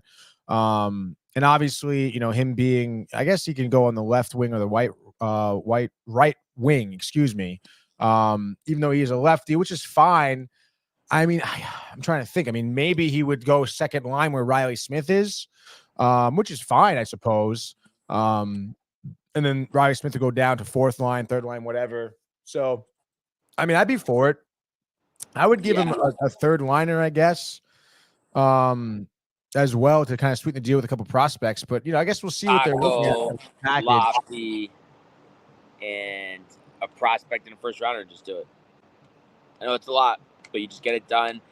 At the end of the day, it's always worth acquiring talent. I mean, giving up 2 first-round picks and... No, 1 first-rounder. Oh, 1 first-rounder? Yeah. Well, Kakko and Laffy, and then a first-rounder. Yeah. Oh, but you're saying because they were drafted in the first round? They were all first-round picks, another first-round pick. Yeah, I mean, that's a hefty load for one player. Sometimes the hefty load's good, Oh, yeah, dude. But what next game is against the Ducks on Saturday at home, right? Yeah, it's gonna be a bloodbath, dude. It has to be. It has to be. It's a shame. That would have been a good game to go to, but World Series and it's just not the time. Early on, it's tough when there's still the playoffs going on. Yeah, true. But regardless, I'm sure we'll get out there to a game. I would be pretty pumped for that matchup. I think it's gonna be a good bounce back, dude. Yeah, no, I think so too. So, let's see what happens, man. Yeah, I think for me, this is me signing off. All right, dude. Well, what do you got? What is it, like 9 o'clock there? Not even. I guess 8:40. That's kind of ridiculous, dude. So, you guys getting a couple Bloody Marys, or let's go, dude? We'll see. Yeah, I don't even. I guess. We'll have to find the bar, but yeah, maybe a Bloody Mary. Keep it light, slow and steady. Oh yeah, dude. While till the first pitch. But yeah, man. At the end of the day, just so fired up, and I have to say, this was awesome being able to do this from here. This is sick. Yeah, dude, beautiful. LA, dude, calling in. Still, dude, totally stoked for you. You're gonna have such a great time tonight. And let's get that fucking Yankee dub for you, huh? Let's fucking go. Next time we're gonna be talking about a 2-0 series lead on Monday. Let's fucking go. Absolutely, Brian. Thanks for taking some time out of your early morning to join us. And obviously, we'll be getting updates from you live across social media. So we'll talk to you soon, dude. Have a great time, Brian. Yeah, let's go Yanks, and great show, fellas. I'll talk to you guys later on. Absolutely. Peace. Brian Barnaby, dude. Legend, dude. How you doing? All right, dude. Well, I guess that'll really pretty much do it. You want to talk fantasy basketball, or I mean, we don't talk fantasy basketball, but I'll just go over the scores last night. Oh yeah, okay, cool, dude. Do you want to go to the world? Or? Yeah. Oh. What is this?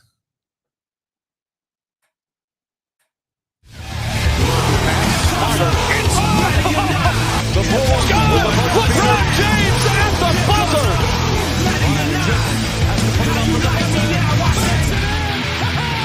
He banks in the three, and the Lakers win the game.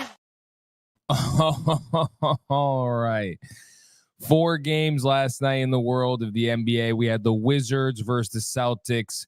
The Celtics basically had this in control the whole time, but let me see what Poole ended with. Wow, he ended with 26, had 14 in the first quarter. So clamp city. Damn. Clamp city. Tatum's MVP year continues. 25 points, 6 assists, 11 rebounds. So everybody's worried he's going to have an MVP year because of the Olympic stint. Celtics win that game. I watched some of it, but the game I watched the whole game last night, my favorite game to tune into. Mavericks versus Wembanyama and the Spurs. And I always love it when I'm right because everybody wants to blow Wembanyama. But when you're minus 20, oh, you shaking your Chet Holmgren had 29 on Jokic last night. Really? Was it 29? 25. And he was +9 against the MVP. Mm-hmm. Now I'm gonna give some respect to my boys Goddard and Lively because they did really well. He can't play against athletic bigs. I'll tell you that right now, folks. Anybody who has length and is athletic, you can lock up Wembanyama.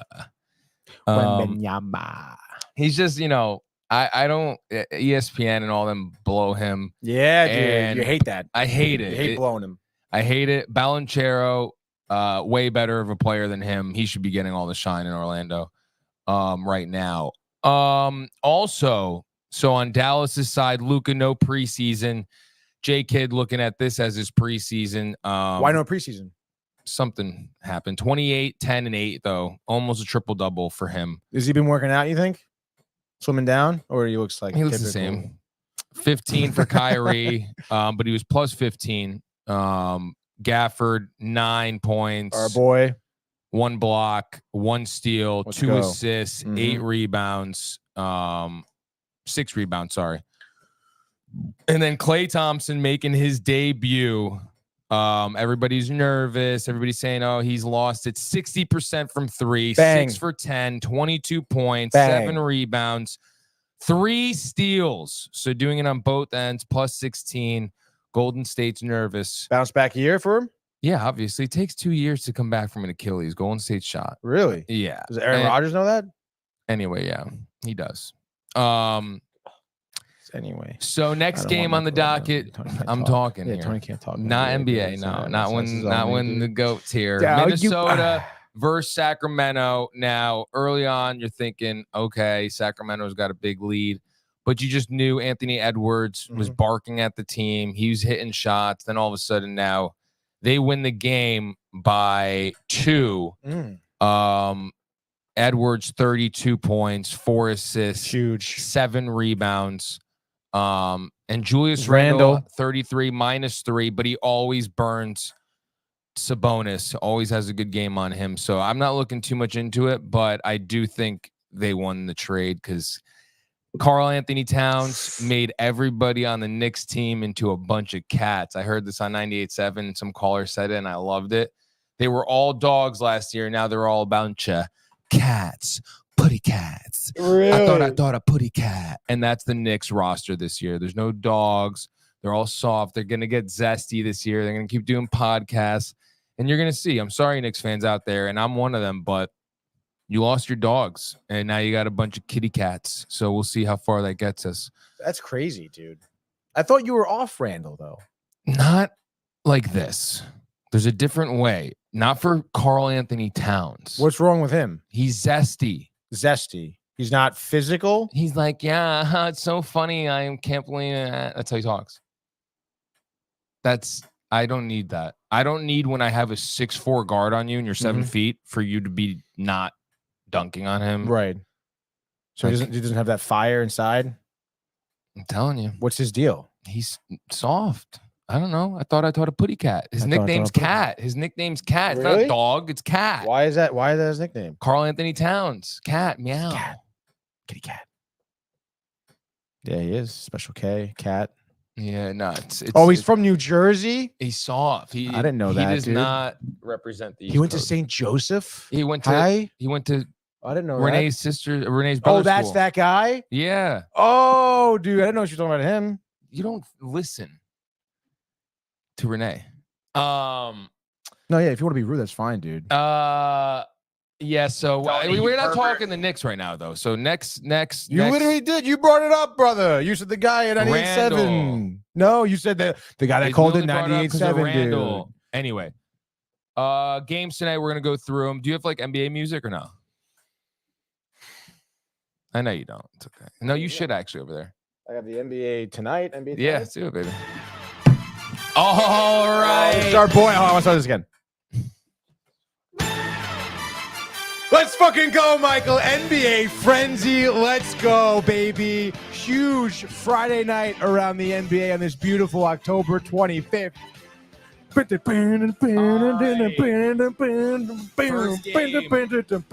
game, 7 o'clock. Philadelphia.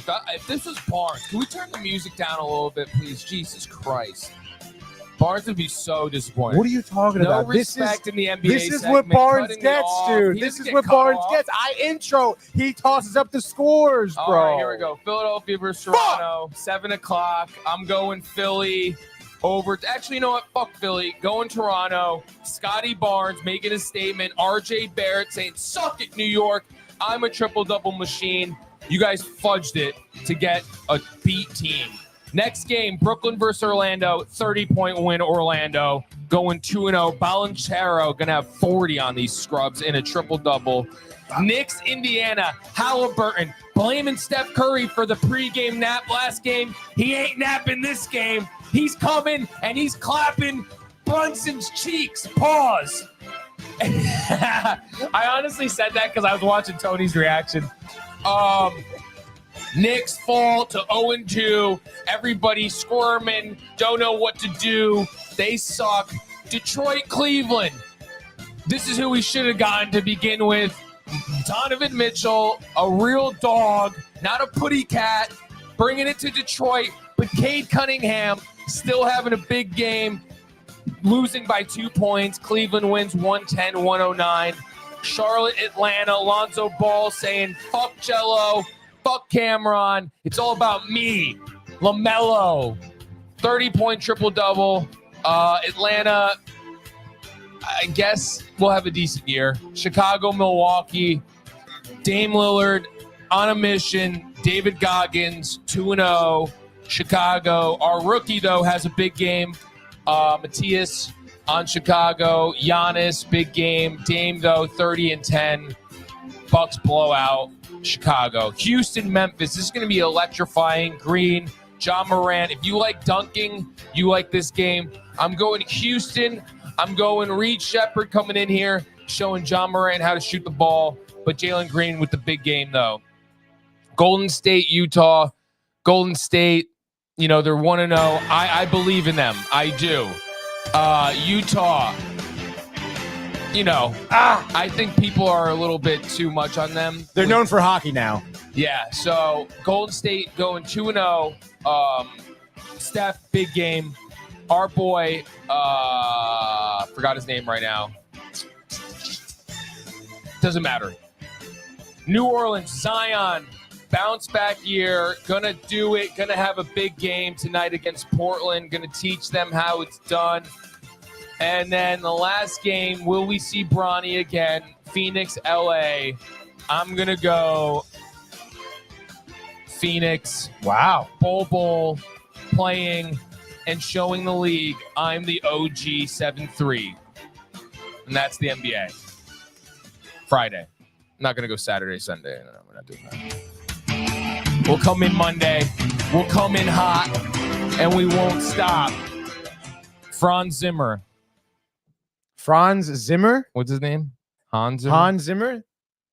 The conductor? Mm-hmm. That was a great frenzy, dude. Good job. Thanks. Yeah. I think everyone really enjoyed that.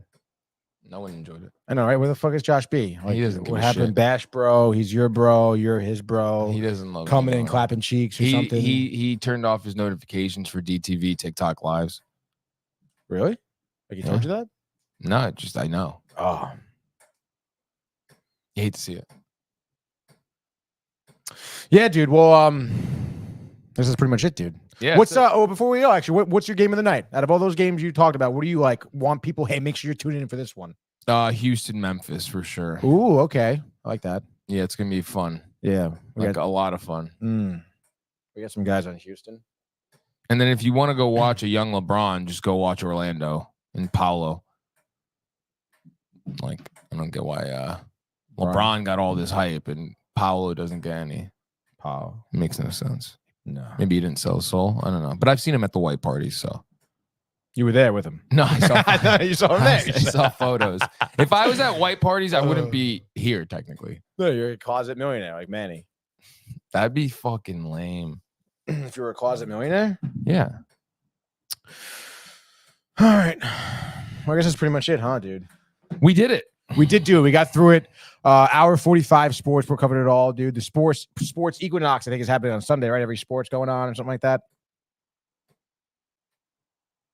Even though I think baseball's off. No, maybe it's Saturday. No, it happened yesterday or today. It's today. No, there's no football on today. So Sunday. Yesterday. No, yesterday was no baseball. Sunday. Sunday's no baseball. No, though. Is it? Oh no, it's 3 games in a row. They're off Monday. No, wait a minute. You're so dumb. There's no. They play 1 game and then go 3 off. What are you talking about? What are you? They played 2 games and then 1 day off, travel day. So that means no game on Sunday. Yawn in the microphone. I'm tired of this shit. Of this shit. Never gonna hit. Always gonna bit. All right. Do you want to take us out? Sure. My camera's dead unless we take it. All right, guys. Thank you for tuning in to another very special episode. Because I was thinking of LA Barnaby and I was going to do a little thing there, but a special episode of the Sports Port, Monday through Friday, 10 a.m. Next Sunday, Sports Port, Horseshoe. Not this Sunday. Not this Sunday. Off day Sunday. Off day Sunday. Chilling. Make sure you go check out those games. Make sure you have a good weekend. You know, it's Friday. Go have some drinks. Go do what you do to relax. If the wife's stressing you out, say, hey, not today. Not this weekend. Okay? If the husband's not doing the chores, say, I don't care. Not this weekend. I'm not caring. Not caring. All right? I'm not caring. I'm not caring. Okay. If you have homework to do, if you're a student, don't do it. Get it done. No, what? No. No. Bullshit, dude. As an educator, listen, do your fucking homework, dude. I can't be on camera. I'm on camera. I'll be inside the camera, dude. Don't do it this weekend. All right. Enjoy life. Be young. Go have fun. Is there a show you think you can't afford it? Just do it. It's okay. 5 years it won't matter. Yeah. Exactly. Dude. All right. Yeah. Today though, it's chance, Friday. Dude. Bang so the chick, dude. Get some work done. Take her today. home. Then this weekend, don't do it. What more advice do can I your give? fucking homework. No, not this weekend. Why? Today you could do it. I have class Monday afternoon. Like they should have their homework done. It should be done by today though. For is what I'm saying. And then the weekend. And that's not what you said, dude. That's not what you said. You didn't say do that's it today. What I'm saying. You said don't do it. You weren't listening. No, I did. I know you weren't. I was. You weren't. It's crazy. He wasn't. Okay. Binge Buddies tonight. Binge Buddies 8 tonight, p.m. 8 p.m. Manny in the house. Who knows what they're talking about? No one knows. Tony hasn't watched anything in months. It's Literally, ridiculous. I don't think I've watched anything in my entire life. I'm a sham. I'm a liar. I've never watched any movie. If we're watching a Netflix show or HBO show, like, cool, okay. Like, why don't you take a little bit out to the road, go see a movie? I would love to, dude. I haven't had the time. Asking you. I don't have any time for that. We could have gone last night. Could have gone. No, we could not have gone last night. No, last night was tough. You were a little different than last night. You're different. Fucking, I'll tell you how it's different. I have to tell you if it's a show that I can't say on the air. Oh wow, that's rude. Yeah. Boom.